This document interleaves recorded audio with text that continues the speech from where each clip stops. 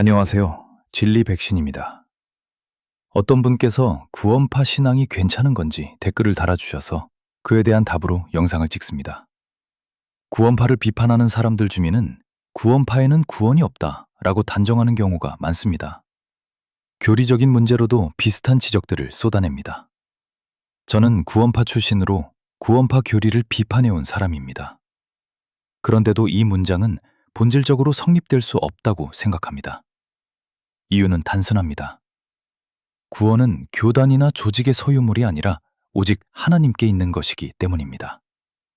구원은 인간이 판정해서 있다 없다로 재단할 수 있는 종류의 일이 아니며, 구원은 오직 은혜로 되는 일이며 그 결정권은 하나님께만 있습니다.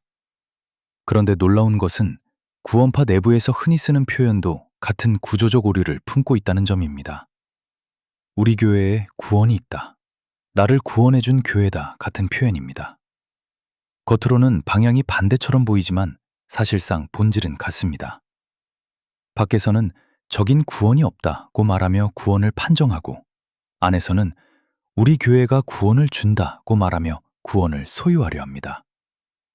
둘 다 결국 구원을 하나님에게서 떼어내어 교리와 조직의 시스템 쪽으로 끌어오는 말이 됩니다. 그래서 이 문제를 구원 있냐 없냐의 단정으로 몰아가는 것은 자칫 자신이 하나님의 자리에 올라가는 위험한 생각이 될 수 있다고 분명히 말씀드리고 싶습니다. 구원은 어디까지나 하나님이 은혜로 주시는 것입니다. 그러므로 하나님은 어떤 자리에서도 사람을 건지실 수 있으십니다.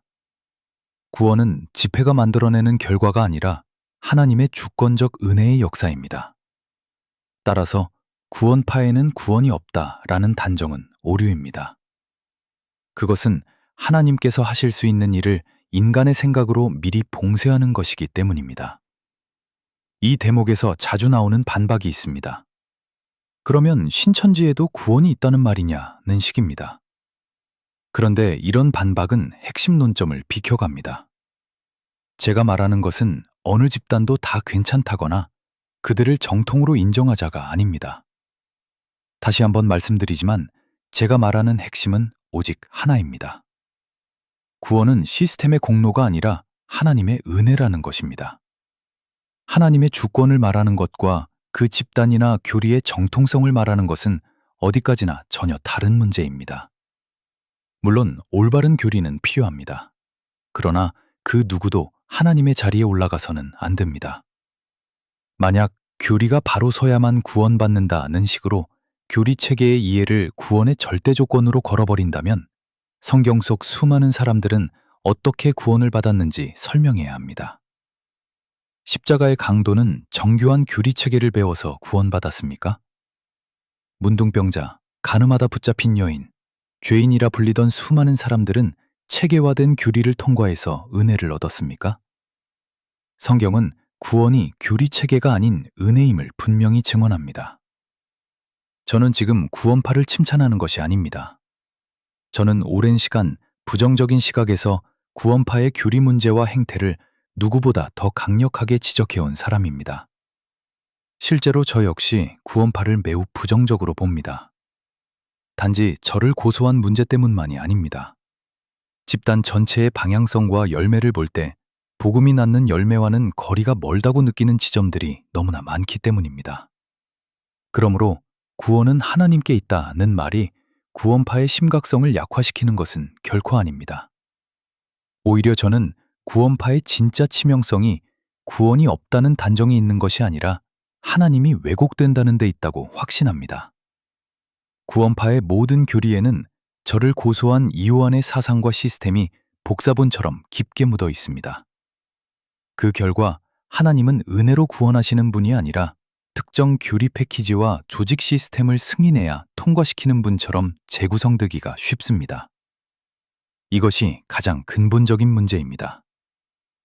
구원파 안에서 반복되는 주장들이 있습니다. 모든 죄가 사해졌다. 특히 미래죄까지 모두 사해졌다는 확신을 구원의 기준처럼 고정합니다.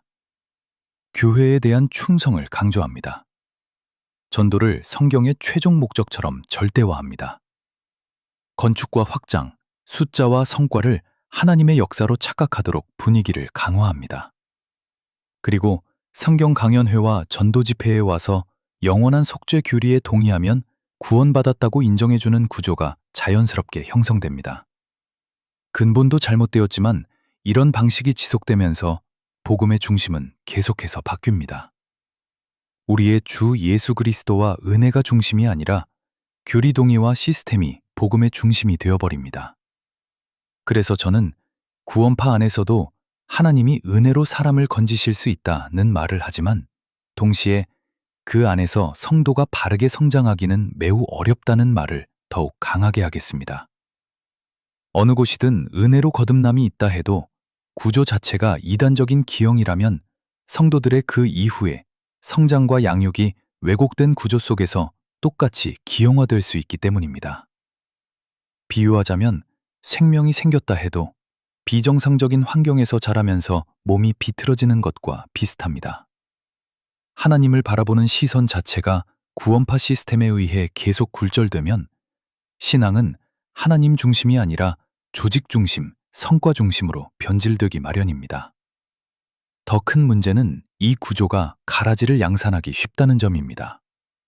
교리에 대한 동의, 특히 미래죄까지 사함받았다는 확신을 구원으로 판정해주는 방식은 회개와 믿음의 실제를 충분히 살피지 않은 채 구원 확신을 대량 생산할 수 있습니다. 그러면 진짜 간절한 회개가 없이도 성령의 내주가 없이도 구원받았다고 말하는 사람들이 늘어나고 그들이 다시 전도자가 되어 같은 왜곡을 복제하는 악순환이 반복되는 것입니다. 구역끼리 경쟁 구도가 생기고 교회끼리 경쟁 구도가 생기고 결국 확장에 목매게 됩니다. 저는 이것이 교회가 기업처럼 변질되는 과정과 닮아 있다고 생각합니다. 그런데 확장이 커질수록 그것을 하나님의 역사로 착각하는 경향이 더욱 위험합니다. 하나님의 역사는 결코 숫자에 있지 않습니다. 그래서 구원은 은혜가 아니라 면죄부처럼 작동할 위험성이 점점 커지고 하나님에 대한 왜곡은 더욱 깊어지는 것입니다. 그리고 이러한 왜곡으로 인한 잘못된 복종은 훗날 그리스도의 심판대 앞에서 모든 신도들의 영원한 운명과도 직결됩니다. 이것이 가장 충격적이고 경악스러운 일일 것입니다. 정리하겠습니다. 제 결론은 명확합니다. 구원은 오직 은혜이며 구원파 안에도 하나님이 은혜로 건지시는 역사는 존재할 수 있습니다. 그러나 그것은 구원파의 전도 집회가 성경적이어서가 아닙니다. 어디까지나 하나님의 주권적 은혜 때문입니다. 동시에 구원파의 집회와 교회당 시스템은 매우 비성경적이며 성도가 올바로 하나님을 바라보며 성장하기에 큰 걸림돌이 됩니다. 그러므로 구원파 안에서도 은혜로 구원받을 수 있다는 이 희박한 가능성에 인생을 걸지 않길 바랍니다. 또 본인들이 대부분 구원받았을 것이라는 막연한 착각도 하지 마시길 바랍니다. 그것은 지혜로운 선택도 올바른 생각도 아닙니다.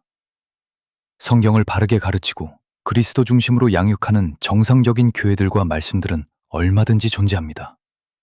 그러니 더 올바른 규리와 건강한 공동체가 있는 곳에서 신앙을 시작하시길 권하는 바입니다.